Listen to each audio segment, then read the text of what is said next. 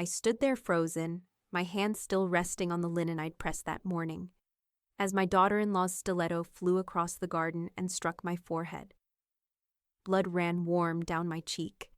The roses I'd arranged tilted in their crystal bowls, untouched. "Learn your place," she sneered. Barefoot now, laughing in front of the guests. After decades of raising her husband, hosting their holidays, and quietly building the estate they all took for granted, this was my reward.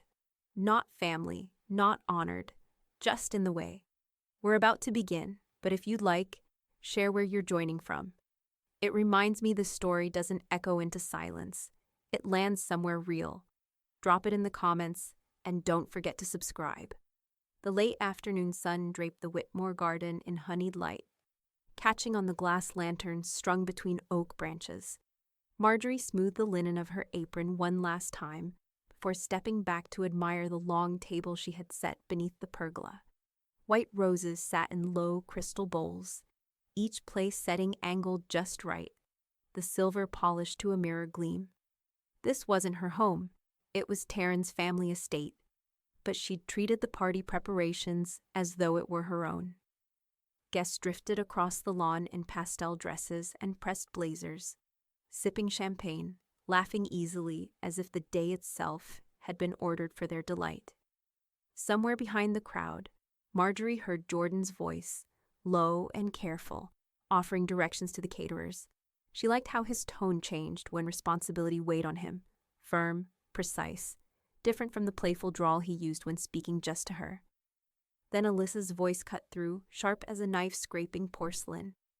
"God, Marjorie, what is that you're wearing?" The laughter nearby stilled. Heads tilted toward the patio where Marjorie stood. Alyssa advanced with the lazy grace of someone who thrived on attention, her silk dress clinging to her frame, her heels clicking across the flagstones. The birthday girl, Taryn, trailed behind her sister, cheeks coloring. Marjorie folded her hands in front of her skirt, aware of every eye on her. She wore a pale blue dress, modest, simple, nothing that should have sparked ridicule. But Alyssa's gaze swept it like a searchlight looking for flaws, and her smirk widened. "It looks like something you dug out of an attic trunk," Alyssa declared, loud enough for the entire table to hear. She tapped one manicured finger against a glass, motioning toward the roses. "And this centerpiece? Honestly, Marjorie, I've seen more life in the grocery store floral aisle." The bite of humiliation rose quick and hot, but Marjorie steadied her breathing. This wasn't the first time Alyssa had tried to unravel her in public. Still, the garden hushed. Even the cicadas seemed to pause, waiting for her reply. Marjorie let her lips part in the faintest smile. "You're welcome to change it next year," she said, voice calm but unshakable, "if I'm invited." A ripple of surprise flickered across the table, half-suppressed chuckles, a murmur of appreciation. Alyssa's eyes narrowed, glittering with something dangerous. The silence that followed stretched taut. Then, in a flash of movement no one anticipated, Alyssa bent, tugged one stiletto free, and flung it across the table. The heel arced like a blade under the lantern light, catching every glimmer before striking. The impact cracked against Marjorie's forehead, and the world gasped with her. Pain bloomed sharp and hot, and she staggered, pressing her hand to the wound. When she pulled it away, her palm was streaked red. A bead of blood slipped down her temple, tracing her cheek, bright against her pale skin. Around her, champagne glasses clinked down onto saucers. Silverware froze midair. Taryn covered her mouth with both hands. A woman near the end of the table whispered, "Oh my God!" Jordan stood rooted by the pergola's post, his knuckles whitening on the wood, his jaw locked. He looked as though he'd been cut in two, the instinct to rush to Marjorie's side, battling with the invisible chains of family loyalty. And Alyssa, barefoot now, hair gleaming like a dark flame in the sun, lifted her chin. Her sneer curved slow and cruel, a smile meant only for Marjorie.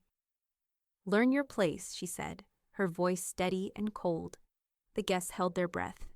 Even the breeze through the roses seemed to hesitate, the air heavy with the shock of violence and the question of what would come next. The morning light broke gray and thin across the Whitmore house, spilling through the bay windows as if reluctant to touch the ruins of last night. Marjorie sat at the kitchen table with a damp cloth pressed against her forehead. The cut had dried to a dark seam, but the sting beneath it throbbed steady, a reminder etched into her skin. The front door creaked open. Louisa's voice carried in ahead of her, soft but practical. "I brought caffeine and sugar, your armor for today." She stepped inside with a paper tray of coffees, a bag of muffins swinging from her wrist. Her eyes found the mark above Marjorie's brow, and the humor drained away. "Christ, Marge," she set the cups down gently, as though the house itself might fracture. She really did it. Marjorie lowered the cloth, the faintest trace of crimson smearing its corner. Her voice was steady, quieter than the ticking clock above the stove. "She hit me in front of my granddaughter. That was her last inheritance." Louisa didn't interrupt. She simply pulled out the chair across from her and waited. Marjorie reached for the leather folio that had been sitting, untouched, since the lawyers had mailed it last spring. She slid it onto the table, the hinge creaking as she opened it. Page after page of neat legal language lay inside, each clause spelling loyalty, obligation, bloodlines. Her finger stopped on a single heading, Family Care Trust. Under it, Alyssa Whitmore's name gleamed in crisp black ink. Tethered to financial security Marjorie herself had worked decades to build. A bitter laugh escaped her. "She thinks cruelty is a birthright," Marjorie said, the words clipped. "But she's mistaken. I won't reward her for it." She pushed back her chair and picked up the phone. Louisa watched as she dialed. The call rang once, twice, then connected. "Robert," she said, her tone sharper than Louisa had ever heard it. "I want a full revision, immediate." There was a pause, muffled words from the other end. Marjorie's expression didn't waver. "Yes, I understand the implications. I don't care. Alyssa is to be removed entirely. Jordan's clause, I want it restricted. No blanket authority. Taryn is to be added with trust protections. Ironclad." Louisa leaned forward, chin resting on her hand, eyes bright with a kind of feral satisfaction. "Add a clause for attempted intimidation," she suggested, lips curving. "Call it poetic." Robert's voice filtered faintly through the receiver, puzzled. Marjorie glanced at Louisa, then back down at the papers in front of her. The ink, the lines, the signatures, they all felt like chains that needed cutting. "Yes," she said into the phone, her voice turning deliberate, almost ceremonial. "Include a clause. If any family member attempts intimidation, coercion, or threat, their rights dissolve, no warnings, no second chances." She ended the call and let the phone settle onto the wood. For a long moment, she just stared at her hands. They looked older in the light, lined and fragile, but inside she felt something rising, steel hidden under velvet. Louisa reached for her coffee, sipped, then gave a short nod. "That's it then. You just slammed the door she thought she owned." Marjorie turned her gaze toward the window, where the garden stretched beyond, so serene it mocked the violence it had hosted only hours ago. The roses swayed softly, petals brushing in the breeze as if whispering. "She'll come back," Marjorie murmured. The words weren't fear, they were prophecy. "And when she does, she'll realize the place she lost forever isn't just in this will. It's here." She tapped her chest lightly, above her heart. The two women sat in the silence that followed, broken only by the faint hum of the refrigerator. Somewhere upstairs, a floorboard creaked. Someone moving, listening, maybe more than one. Marjorie's eyes flicked upward, narrowed, sharpened with an awareness that hadn't been there before. Her voice dropped to a whisper, more warning than admission. She won't take it quietly. By noon the next day, the Whitmore estate's stillness shattered under a pounding fist at the front door. The butler, visibly uneasy, carried a sealed envelope into the drawing room where Alyssa lounged with a glass of rosé.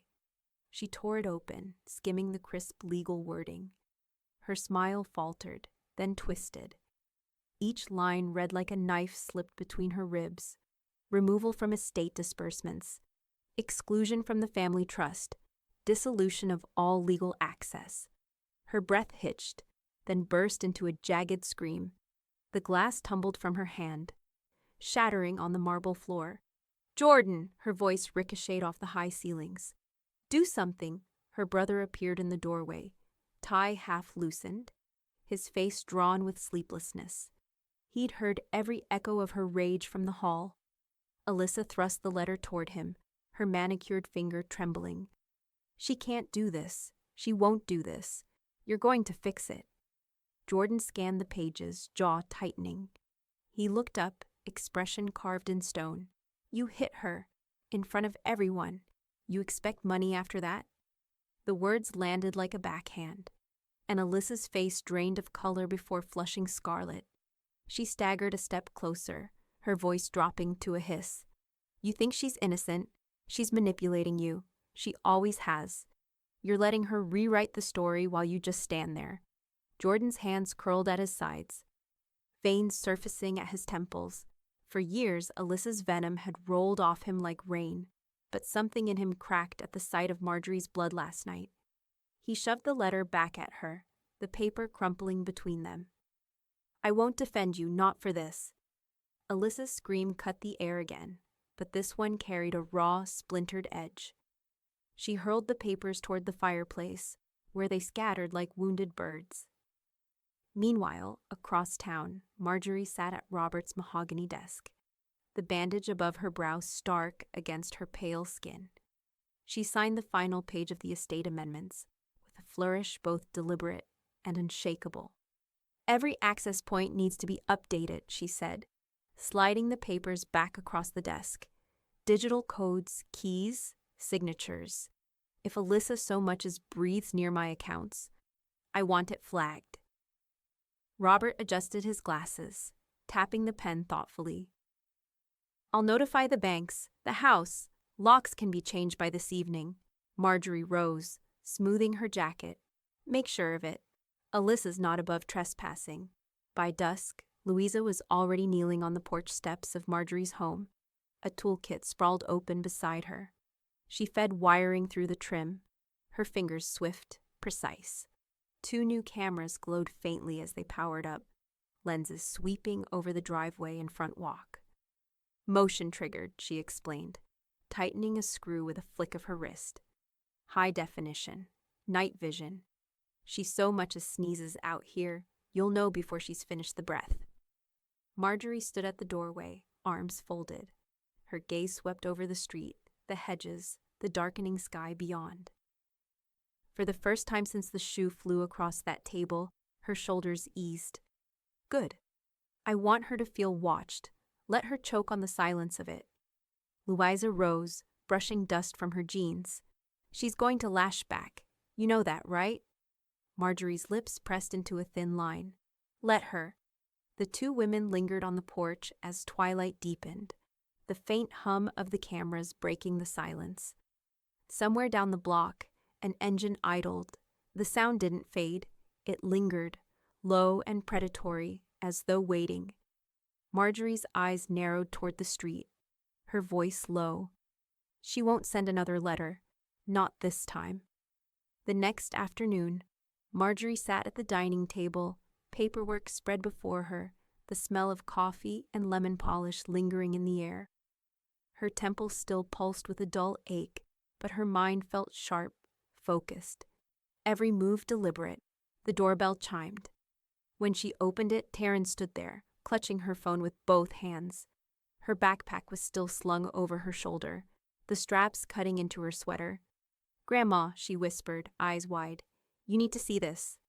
Inside, Taryn dropped her bag by the chair and slid into the seat across from her. With nervous fingers, she pulled up a video. Marjorie leaned closer, her breath catching when the screen lit. The camera angle was shaky but clear enough. Guest laughter filled the audio. Then Alyssa's voice sliced through like venom. The pale blue dress, the roses, and then the heel arcing across the table, the crack of impact, Marjorie's stagger, the blood. Gasps on the video matched the ones she remembered from the garden, frozen forever now in pixels. The footage ended with Alyssa's sneer, her voice echoing in digital cruelty. Learn your place? Marjorie exhaled slowly. It wasn't just memory anymore. It was evidence.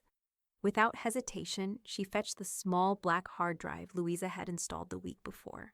She connected Taryn's phone, copied the video, watching the progress bar crawl with measured inevitability. When it finished, she ejected it with a click, tucking it carefully into her purse as though it were gold. "This doesn't stay on your phone," Marjorie said firmly. "It's safer with me." "But you did right bringing it here." That evening, she placed the drive on Robert's desk. The attorney adjusted his cufflinks before plugging it into his computer. The video rolled again, the entire office reduced to silence except for the sound of Marjorie's gasp caught on tape. When it ended, Robert leaned back, steepling his fingers, his eyes sharpened with a satisfaction that rarely surfaced in legal counsel. "Let her contest the will," he said. "This is Exhibit A." Marjorie only nodded. She didn't smile. There was no joy in weaponizing her humiliation, but there was power. That mattered more. Later, when the house settled into evening stillness, Taryn returned from school. Her footsteps padded across the wood floors hesitantly, and she lingered in the doorway of the den, twisting her sweater's cuff. "Grandma," she murmured, "I'm sorry I didn't speak up last night. Her voice faltered. "I was scared." Marjorie rose, crossing the room with quiet grace. She wrapped her arms around the girl, pulling her close against the lavender scent of her cardigan. Taryn's hair smelled faintly of shampoo and cafeteria food. "You're the only one who didn't look away," Marjorie whispered into her hair. "That means more than you know." Taryn's shoulders loosened, and she clung tighter. For a moment, the house didn't feel haunted by Alyssa's shadow. It felt like sanctuary. But the peace shattered with the chime of Marjorie's phone. Louisa's text arrived with a link. "You need to see this," Marjorie tapped, and the screen filled with Alyssa's latest social post. A photo of her sprawled in designer athleisure, wine glass raised, caption scrawled beneath, "Some people can't take a joke."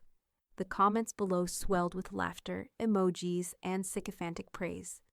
But scattered between them were sparks, questions, doubts, murmurs of discomfort, seeds that could spread. Marjorie stared at the screen, her pulse steady. Alyssa had just turned the court of public opinion into her battlefield. Outside, a car rolled to a stop at the curb. Headlights slanting across the porch cameras Louisa had installed.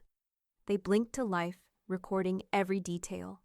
The silhouette inside the car didn't move, didn't leave, just sat there, watching. Marjorie closed the phone, her reflection dark in the screen. "She's laughing now," she said under her breath, "but she's already losing." The courthouse air smelled faintly of varnish and old paper, the kind of place where time itself seemed to slow to a crawl. Marjorie adjusted her jacket sleeve as she entered. Her wound healed now, but leaving a faint pink scar above her brow. She did not flinch beneath the fluorescent lights. She had already decided. Today, she would let silence do the speaking. Alyssa sat at the plaintiff's table, draped in a cream dress that clung to her like armor, hair gleaming as though polished for the cameras she imagined. Every gesture carried practiced fragility, the delicate lift of her chin, the soft dab of a tissue at eyes that refused to water. When she looked at the gallery, she wore a mask of injury, as if she were the one struck at the garden party. The judge, a man with heavy spectacles and a lined brow, glanced over the docket. Whitmore versus Whitmore, alleged defamation. His tone was clipped, weary, as though he'd seen too many family disputes dressed up as legal battles. Alyssa's attorney rose first. He painted her as a wronged woman, reputation tarnished by what he called a campaign of humiliation. His voice carried a rhythm, polished and convincing, but shallow when measured against truth. Alyssa leaned forward, speaking in trembling tones, her voice pitched to sound broken. "She smeared me. Online, among friends, she let that video circulate. I am mocked, laughed at. I can hardly walk into a room without whispers. She's destroying me. piece by piece. In the gallery, Louisa crossed her arms, one eyebrow climbing skyward. Taryn sat rigid beside her, fingers twisted in her lap. Robert stood when Alyssa's testimony ended. He didn't rush. He didn't even clear his throat. Instead, he simply held up a black drive, the very one Marjorie had given him, and approached the monitor. With the court's permission, he said, "Exhibit A." The screen flickered. Guests appeared, laughing under the warm lanterns. Then the moment, Alyssa's voice sharp, her heel flying across the frame, the crack against Marjorie's forehead. The blood, the silence that followed. The video ended on Alyssa's own words, "Learn your place." The room's atmosphere shifted. Even the hum of the overhead lights seemed louder, pressing into the silence. The judge leaned back, removing his glasses to polish them slowly. "Ms. Whitmore," he said, turning to Alyssa, "you brought this action claiming defamation. Yet here we have unedited footage, provided by multiple witnesses, showing behavior that can only be described as concerning, by you, not the defendant." Alyssa's face blanched, then flushed crimson. She sputtered, scrambling for words. That was taken out of context. It was a joke, a family joke, meant in jest. The judge raised a hand, cutting her off. "The footage shows physical assault, hardly jest." He set the glasses back on the bridge of his nose. "This court finds no defamation. Case dismissed." A murmur rippled through the gallery, papers shuffled, chairs squeaked. Alyssa stood abruptly, her composure cracking. She slammed her hand on the table, eyes darting toward Jordan, who sat silent in the back, refusing to meet her gaze. Marjorie never spoke, not once. She simply folded her hands in her lap and kept her gaze forward, the faintest curve of resolve at her mouth. She didn't need to explain, argue, or gloat. The tape had done everything for her. As the judge exited, the bailiff called, "All rise," and the room filled with shuffling bodies. Alyssa stormed past, heels striking the floor in furious rhythm, the sound echoing like a drumbeat of defeat. Louisa leaned close to Marjorie as they stepped into the corridor. Her voice was a low chuckle. She wore heels to court, too. Poetic. Marjorie allowed herself one breath of amusement, no more. But as they exited into the gray daylight, she caught sight of a camera crew waiting across the street. Alyssa's storm wasn't ending here. It was only shifting arenas. The annual Whitmore Foundation bake sale was more than a fundraiser. It was a ritual of belonging. Folding tables lined the community hall, draped in white cloths, covered in pies, cookies, and cakes arranged like trophies of domestic triumph. Voices carried over the clatter of serving trays, laughter mixing with the aroma of cinnamon and melted chocolate. Marjorie stood near the front, her hair pinned neatly, her pale blue scarf a quiet nod to dignity reclaimed. Taryn worked beside her, filling paper plates with brownies, cheeks flushed with the thrill of being useful. Louisa, always quick with her own brand of humor, had set out trays of sugar cookies shaped like miniature high heels, each one iced in glossy red. "They're selling faster than the fudge," she whispered, delighted. "Irony tastes sweet." A murmur rippled through the doorway. Heads turned. Alyssa had arrived. She was dressed to wound, emerald silk, flawless hair, lips painted as if for a magazine cover. She strode toward the tables as if nothing had fractured, as though courtrooms and cameras hadn't witnessed her fall. But the air shifted around her, conversations dimming, eyes narrowing. At the registration desk, the volunteer in charge, a woman with decades of loyalty to Marjorie, shook her head firmly. "Your name isn't on the list, Ms. Whitmore. Only approved participants." Alyssa's laugh was sharp, brittle. "Don't be ridiculous. This is my family's charity. I don't need approval." But the volunteer didn't budge. She gestured subtly toward Marjorie. "You'll have to take it up with her." The room seemed to hold its breath.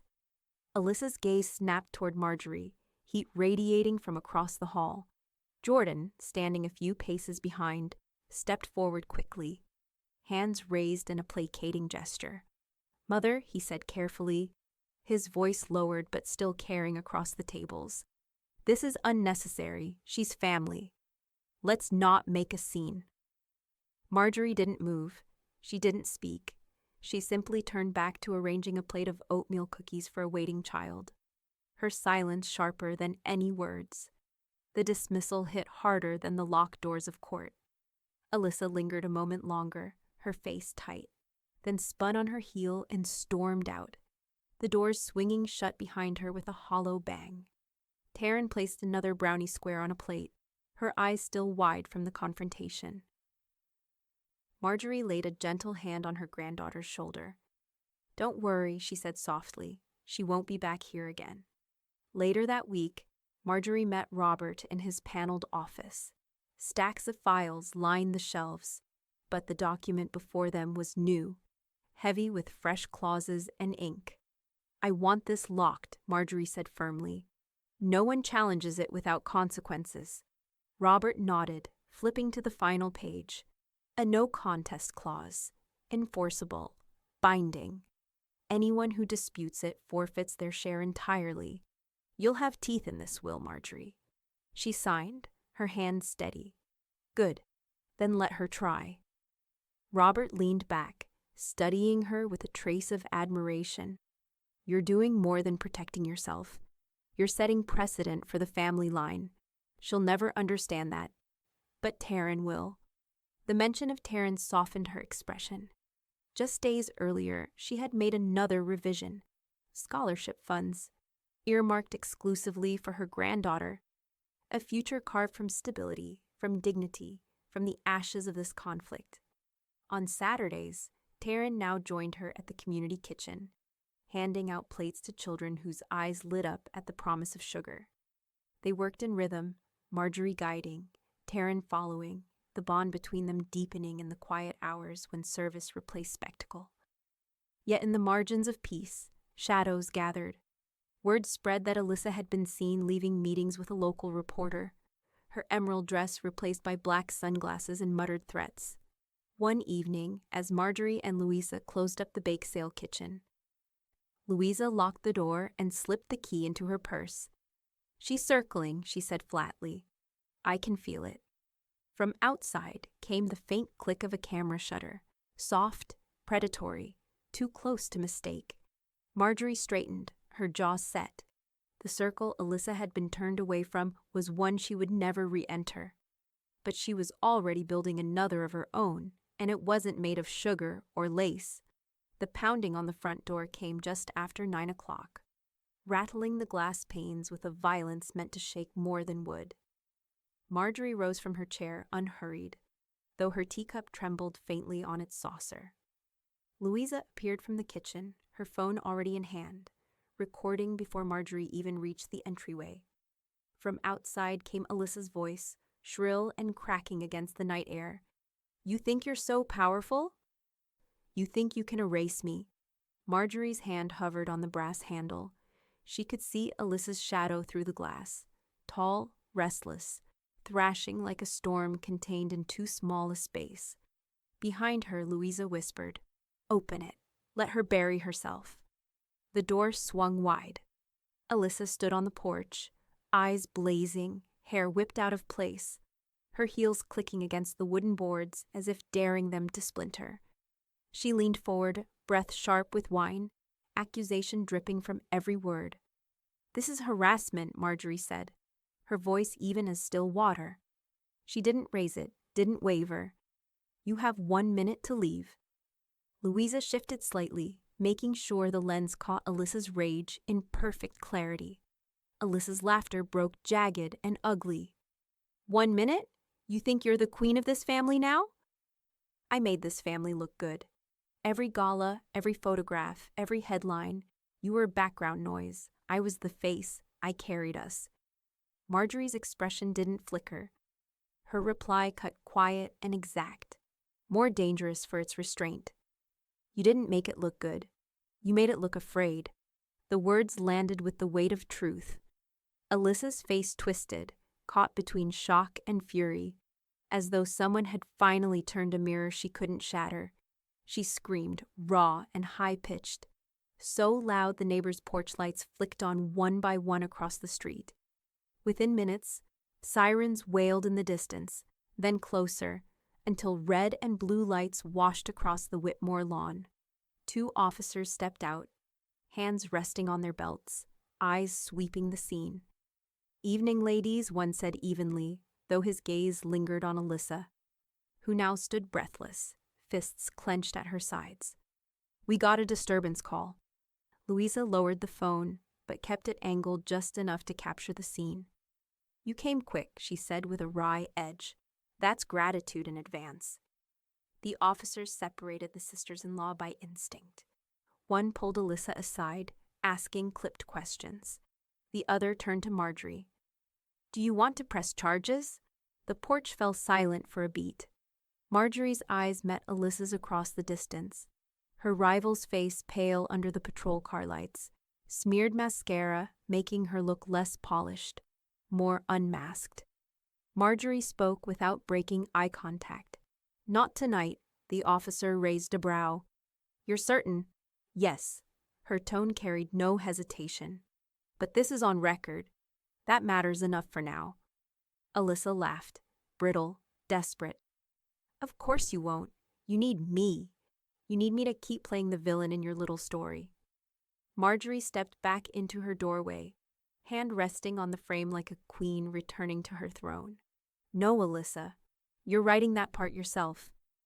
The officers escorted Alyssa down the steps, her shouts scattering into the cool night. Neighbors peeked from behind curtains. Porch lights blinked off again, one by one, leaving the street in shadow. Louisa ended the recording and slipped the phone into her pocket. "That's enough to end her in civil court if you ever want it." Marjorie closed the door gently, almost ceremonially, sealing the house against the echoes outside. She leaned against it for a breath, the scar above her brow tingling faintly, as if memory itself pulsed there. From the quiet upstairs came a soft creak, a floorboard shifting, too deliberate to be the house settling. Marjorie straightened, eyes narrowing. Louisa caught the change in her face. "What is it?" "She isn't the only one knocking," Marjorie whispered. By the week's end, the gossip mill spun faster than any headline could. Court transcripts had trickled into public record, and within hours the garden party footage resurfaced in whispers and screenshots across town. At luncheons, in salons, at golf club patios, Alyssa's name no longer conjured admiration. It drew raised brows and hushed voices. She threw her shoe at her stepmother. In front of guests? It's all in the record. Invitations that once arrived daily in her inbox slowed to a trickle, then to silence. The calendar that Alyssa prided herself on keeping booked was suddenly barren, white squares glaring at her from the kitchen wall. She called friends, left voicemails laced with charm that cracked into pleading. Few returned her calls. Fewer agreed to be seen in public with her. Meanwhile, Marjorie's name began appearing in a different context altogether. A local women's leadership magazine reached out, requesting an interview for their Profiles in Strength series. At first she hesitated. Exposure had always been Alyssa's domain, not hers. But Louisa nudged her. "Tell your story." She weaponized shame. You answer with dignity. That's how you win. On a bright Tuesday morning, a journalist sat across from Marjorie in her living room. The camera crew kept their setup minimal, just a soft light. A microphone clipped to her scarf, but to Taryn peeking from the hallway, it looked monumental. "Resilience," the interviewer prompted. "That word keeps coming up when people describe you. How do you define it?" Marjorie folded her hands on her lap, eyes steady on the lens. "Resilience isn't about never breaking. It's about refusing to stay broken. It's about making choices that honor the truth, even when that truth is uncomfortable." When the feature aired a week later, Taryn sat cross-legged on the sofa, notebook open from half-finished homework. She leaned forward as Marjorie's calm, unwavering voice filled the television screen.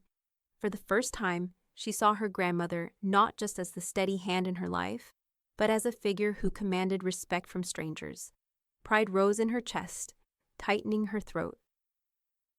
By the end of the segment, she was smiling, bright, unguarded, and certain. Louisa, perched in an armchair with a mug of tea, gave a small snort. You went from principal to principal. Not bad for one lifetime.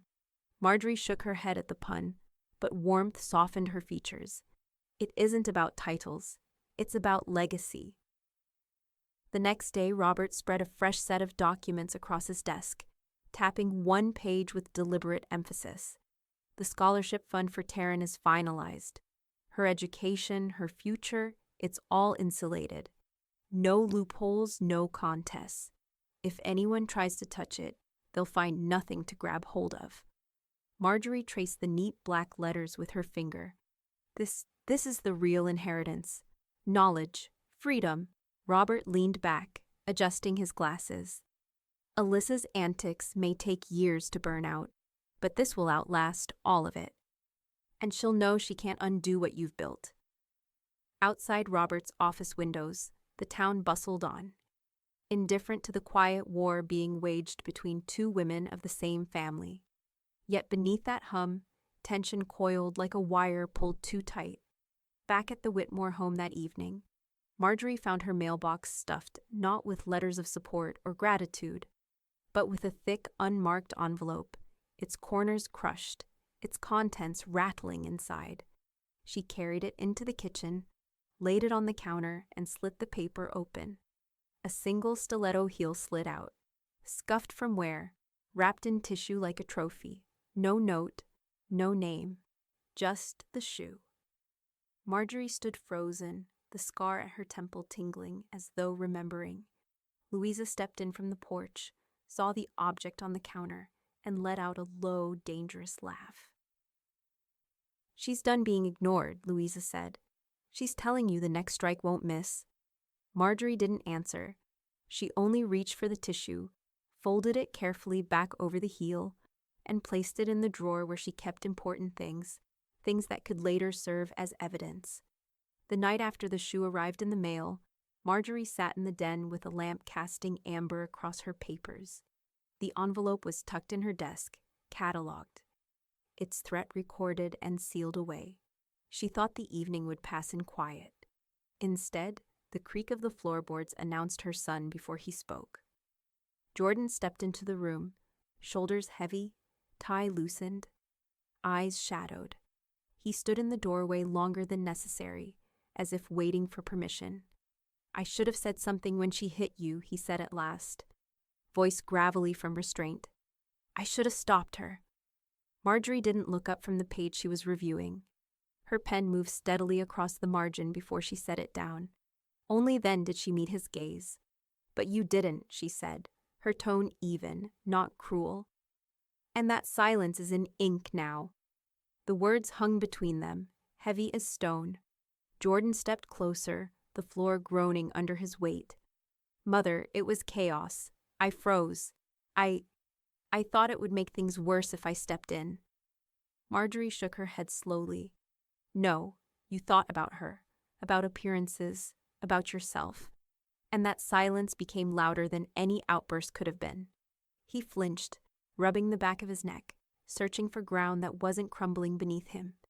Can you reconsider the will? He asked, almost pleading.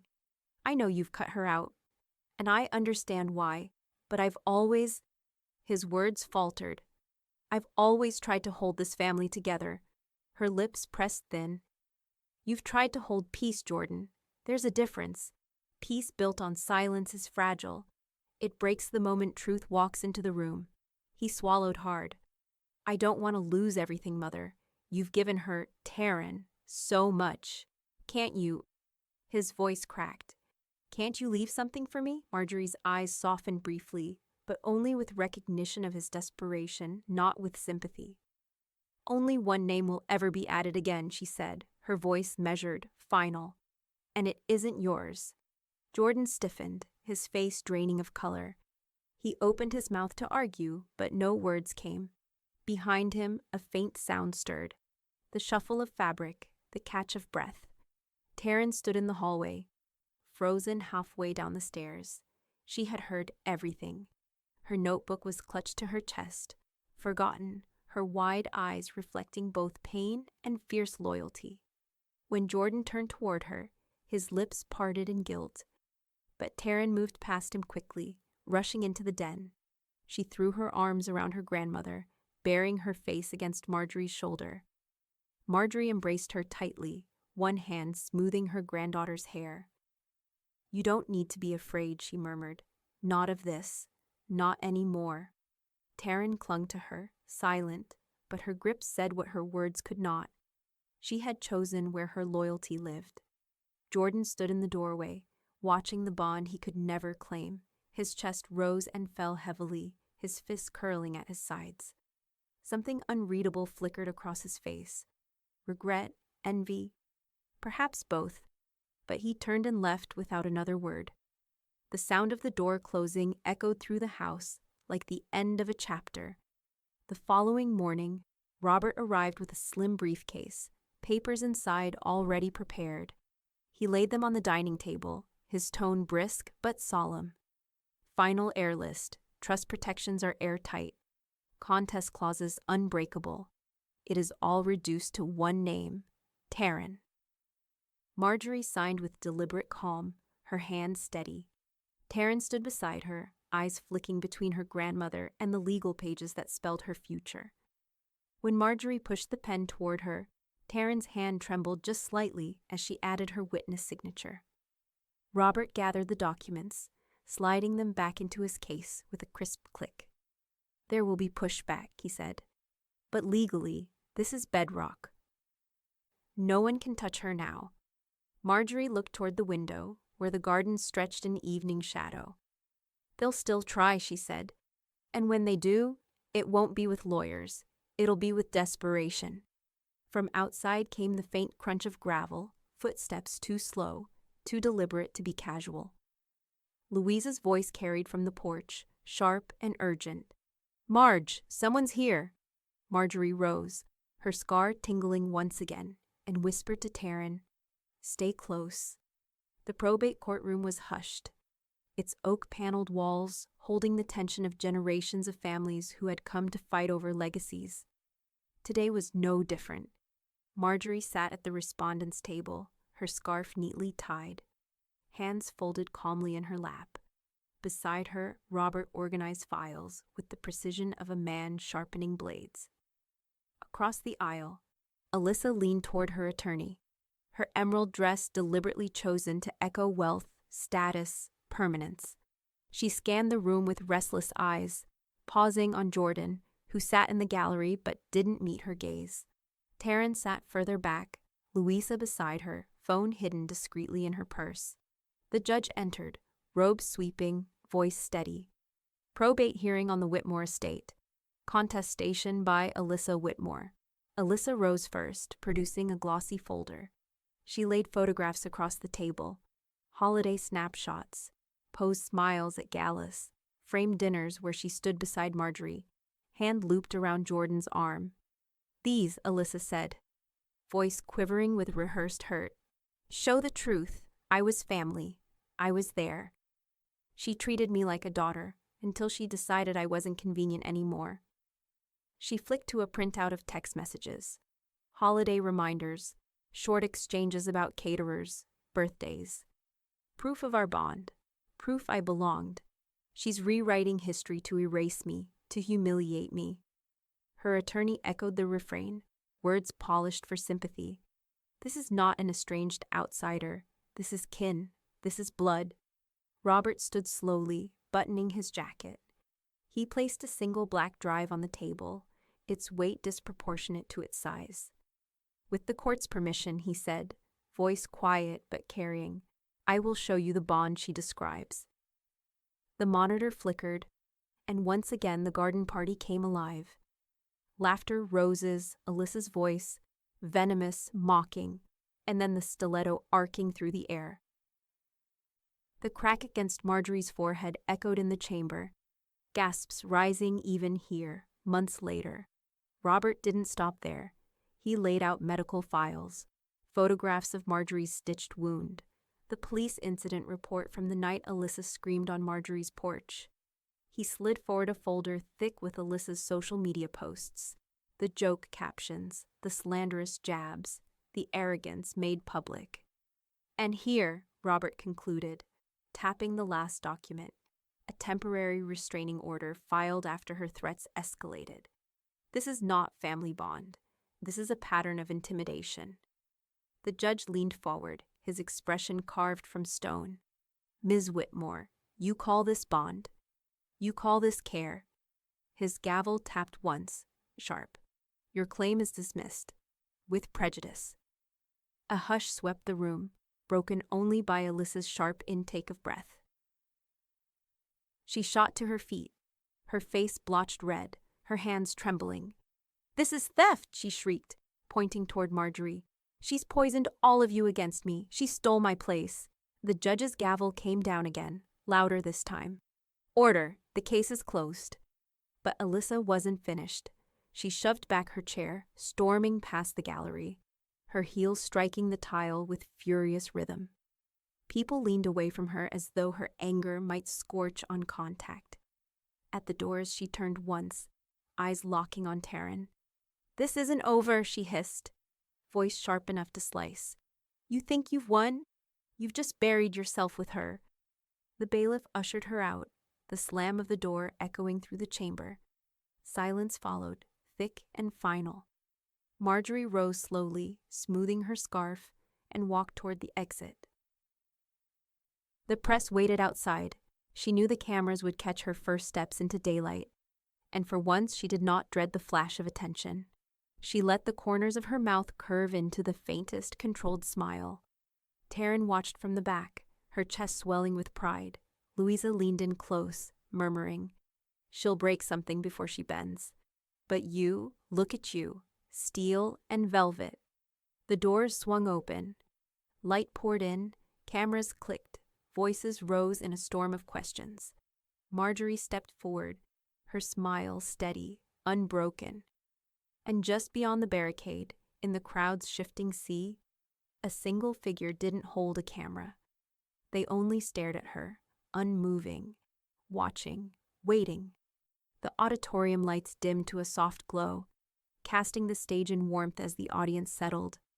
Rows of women filled the seats, leaders, teachers, organizers, survivors, drawn together for the annual Women's Leadership Awards. At the center of it all, Marjorie sat with her scarf pinned neatly, hands folded in her lap, her presence quiet yet commanding. When her name was called, a hush spread before the applause swelled. She rose slowly, deliberately, as though every step carried the weight of the months behind her. The stage seemed impossibly long, but when she reached the podium, she did not fumble, did not search for words.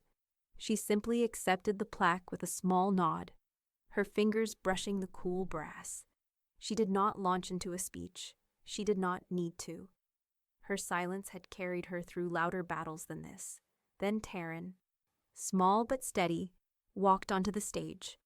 A note card trembled in her hand, but her voice rang clear enough to hush the murmurs in the crowd. "My grandmother taught me that strength isn't about never falling. It's about getting up when everyone expects you to stay down. She taught me that survival isn't just living. It's building something worth leaving behind. She's my hero, and I think she deserves to be everyone's." Applause thundered, rising into a standing ovation. Marjorie's hand pressed lightly against Taryn's back, guiding her forward, pride written in every line of her face. From the front row, Louisa leaned toward Robert, her voice pitched low but laced with satisfaction. "Now that's a matriarch." The evening continued with photographs, handshakes, and the shuffle of guests in shimmering gowns. Later, in the quiet corner of the reception hall, a reporter approached, notebook in hand. "Mrs. Whitmore," she asked gently, "you've been called resilient, unshakable, even defiant. What changed? What made you step into this role?"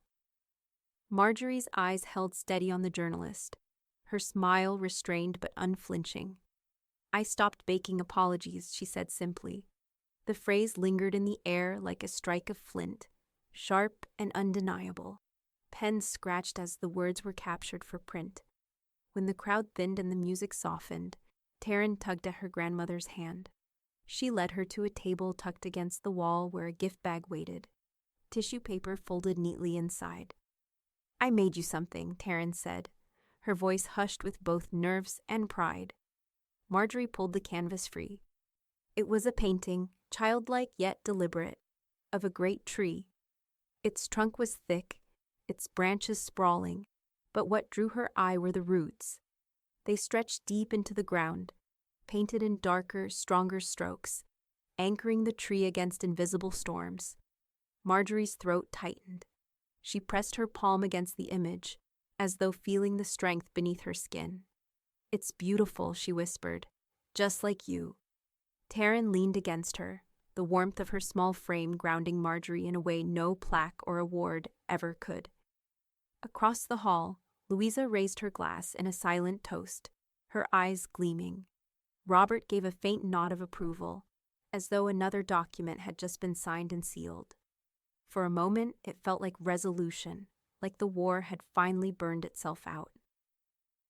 But as the lights dimmed for the final speeches, a man slipped through the back entrance, unregistered, unnoticed by the ushers. His gaze never left Marjorie as he lingered in the shadows, his phone held low, camera recording. Rain drummed against the windows the night Jordan appeared on Marjorie's porch. He didn't knock hard this time. No rage, no demand, just a steady, uncertain rhythm, as though asking permission he knew he might not deserve. Marjorie opened the door. He stood in the glow of the porch light, suit jacket damp, hair plastered to his forehead, shoulders slumped beneath the weight of everything left unsaid. "I stayed quiet too long," he said. Voice low, rough from sleepless nights. Marjorie didn't step aside, not yet. She studied him, the son who had chosen silence when truth mattered most. Finally, she let the door swing wider, gesturing him in. Louisa appeared in the hallway, arms folded, phone in hand, her expression skeptical but not surprised. In the den, Jordan sat on the edge of the sofa, elbows on his knees, staring at the carpet as though it might offer absolution. "I let her carry this war alone. I thought if I didn't choose sides, the fire would burn out. But all I did was let it spread." Marjorie lowered herself into the chair opposite, her scarf pinned neatly, her spine unbending.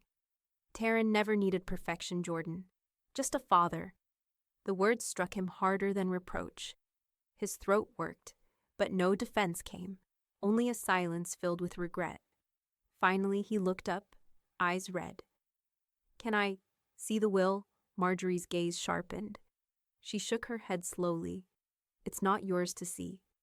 Louisa shifted against the door frame, her voice carrying the weight of hard truths. "Redemption isn't payment, it's patience. You can't walk back in and ask for the prize. You earn your way by showing up over and over when it's uncomfortable." Jordan's face tightened, pride warring with desperation. For a long moment, no one spoke. Then, from the staircase, a small voice broke the silence. "I'll spend weekends with you." All three turned. Taryn stood halfway down the stairs, her hair damp from her evening shower, her eyes bright with both fear and determination. She descended slowly, clutching the banister as though steadying herself for something enormous. "But Grandma comes too," she added firmly. "Supervised. That's the word they used in class. I'll give you time, but not all of me. Not yet." Jordan's chest heaved, a sound between a laugh and a sob breaking free. He nodded quickly, too quickly, as though afraid the offer might vanish if he hesitated. "Yes, of course. Anything." Marjorie rose, crossing to her granddaughter, placing a hand lightly on her shoulder. "That's your choice," she said softly. "And it's the right way. Your terms, your pace." Louisa's gaze flicked between them, her expression softened but cautious. "It's a start," she said. "But starts are fragile." The rain outside eased, leaving the house wrapped in damp quiet.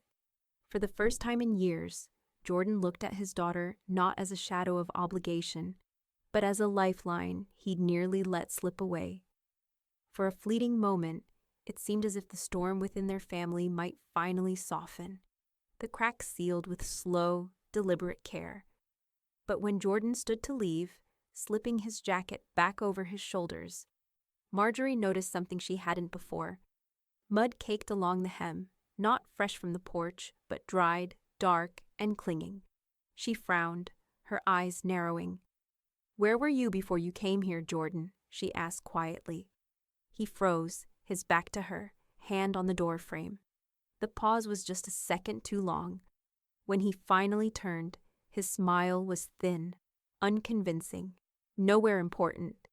And with that, he stepped into the night. The letter arrived in the morning post, sealed in cream stationery but reeking of venom the moment Marjorie touched it. The handwriting was Alyssa's, dramatic loops, slanted edges, ink pressed too hard into the paper as though anger had guided the pen. She opened it at the kitchen table, Louisa hovering by the counter with coffee in hand, Taryn sketching quietly in her notebook. The words inside dripped bile. "You stole everything. You've poisoned Jordan against me. You've paraded Taryn like a prize. You were nothing until I made you visible, and you'll be nothing when I'm finished with you." The next lines grew jagged, desperate. "Don't think your little clauses and contracts can keep me out. Money bends, lawyers fail, people forget. And when they do, you'll remember you turned me into this." At the bottom, scrawled in an almost frantic hand, "Please, don't erase me. I was family once." Marjorie read the letter once, her face unreadable. Then, without a word, she stood, carried it to the fireplace, and tossed it into the flames. The paper curled, blackened, and crumbled into ash. Taryn's pencil stilled. "Do you regret any of it?" she asked softly, eyes lifting from her sketchbook. Marjorie turned, her profile outlined in the fire's glow. "Only not acting sooner," she said. The answer was calm, but beneath it lay steel, the kind that had taken months of wounds to forge. Louisa lifted her mug in a half salute. "That's the closest you'll get to an epitaph." The rest of the morning passed in silence, broken only by the crackle of burning paper. By afternoon, Robert arrived, his briefcase heavy with finality. He set the documents on the table and spread them neatly, his voice precise. "The estate is now irrevocable, all clauses enacted, no contest possible. It is shielded, airtight. No one touches it. Not Alyssa, not Jordan, not anyone." He tapped a line at the bottom. "The trust for Taryn activates upon graduation, college, trade school, whatever she chooses. It will be waiting for her, protected." Taryn's eyes widened, her fingers tightening around her pencil. For once, the future didn't feel like an uncertain cliff. It felt like a bridge, solid beneath her feet. Marjorie signed each page without hesitation, her hand steady, her expression composed. Every stroke of ink was a wall built higher, a barrier Alyssa could never scale. When Robert gathered the papers back into his case, Louisa exhaled slowly, as if only now believing the fortress was real. "So that's it," she said. "She can scream, but she can't take." Robert adjusted his glasses. "Legally, yes. But people like Alyssa rarely stop when paper tells them no." Marjorie didn't answer. She simply turned back toward the fireplace, where the last traces of the letter had dissolved into smoke. Her face, lit by the fading embers, carried no triumph, only resolve. That night, when the house had quieted, Taryn slipped the finished drawing from her notebook and left it on Marjorie's nightstand. It was another tree, this one taller, its branches filled with color, its roots darker and stronger still. Beneath it she had written in careful script, "Unshakable." Marjorie found it just before bed. She smiled faintly, pressed the page against her chest, and closed her eyes. But across town, Alyssa sat at her vanity, a glass of wine sweating in her hand, another letter half written on the desk before her.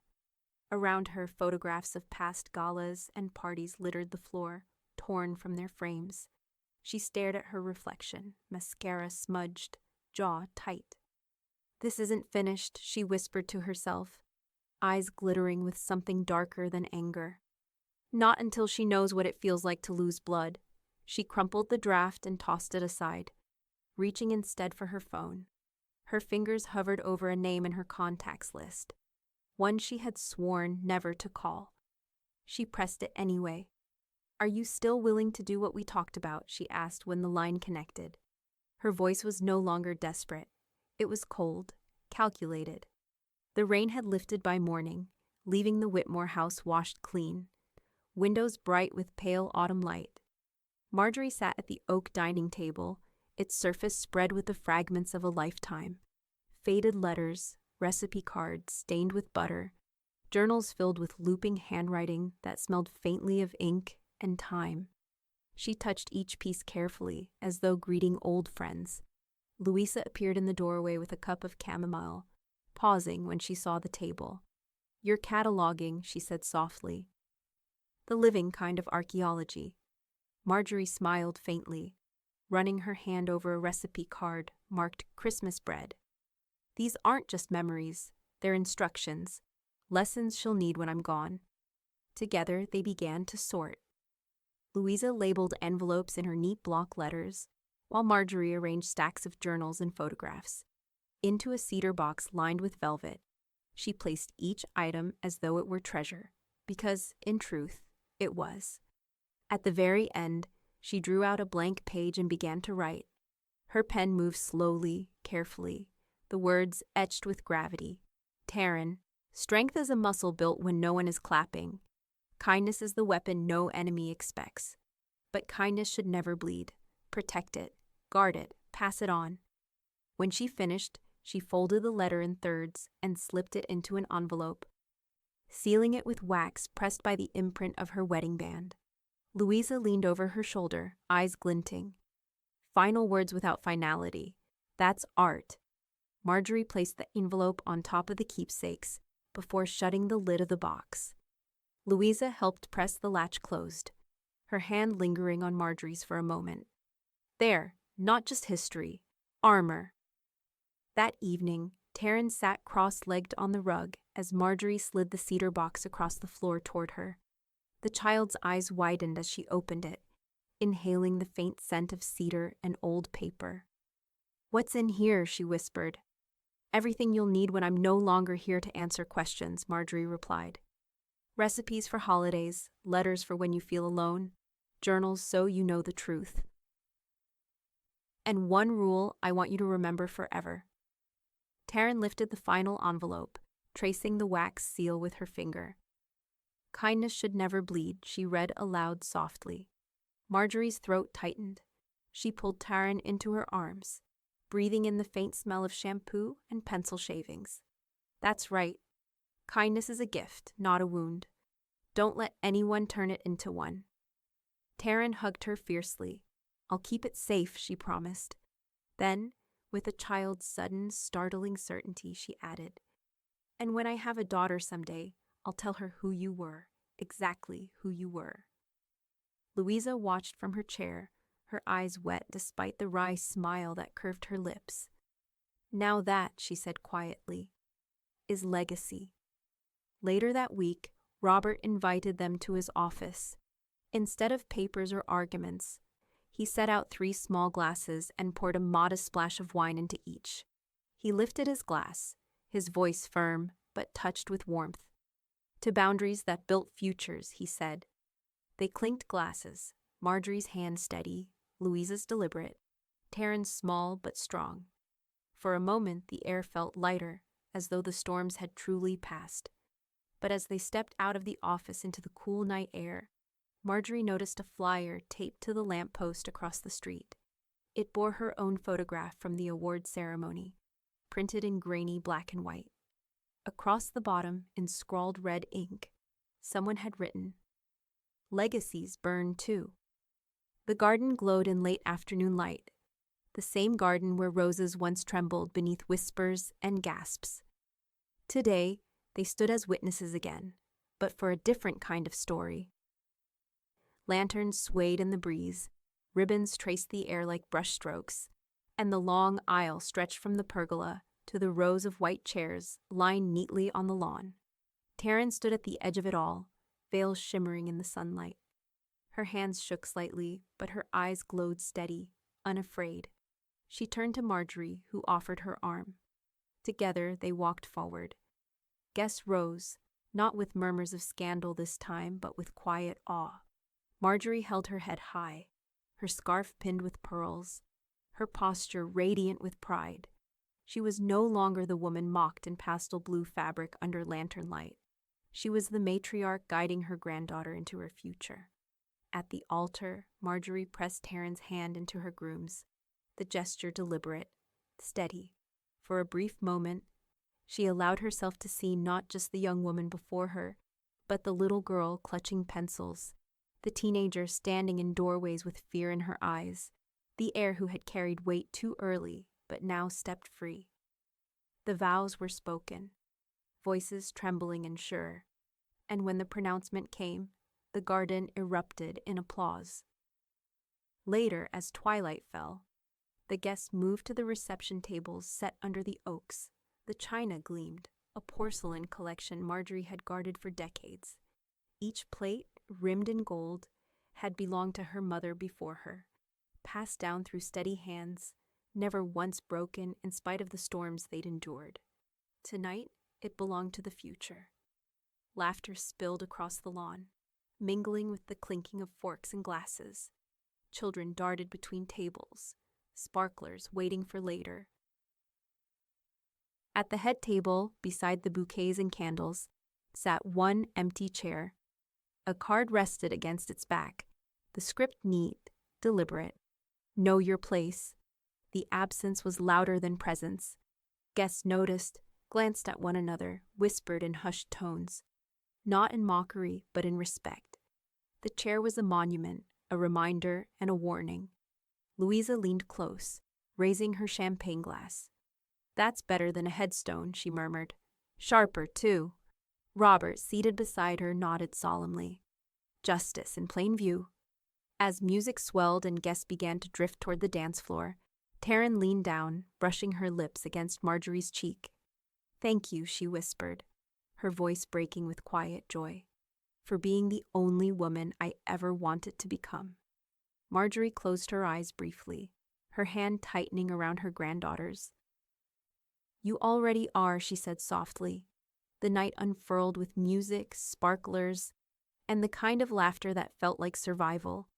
The roses bent in the breeze, carrying their fragrance across the lawn as if sealing the memory into the air itself. And when the final toast was given, when the last lantern flickered against the dark sky, Marjorie sat back, watching her legacy dance in the garden where she had once bled. Her mind replayed that first moment, the sharp sting of leather and steel against her forehead, Alyssa's sneer slicing the night. It had felt like an ending then, but now, with her granddaughter's hand in hers and the empty chair watching over them all, she understood it had been the beginning. She let the memory sharpen into words, words she had carried silently for too long, now shaped into the truth of her story. My daughter-in-law threw her heel at my forehead, sneering, "Learn your place." So I made sure her place was erased from my estate forever.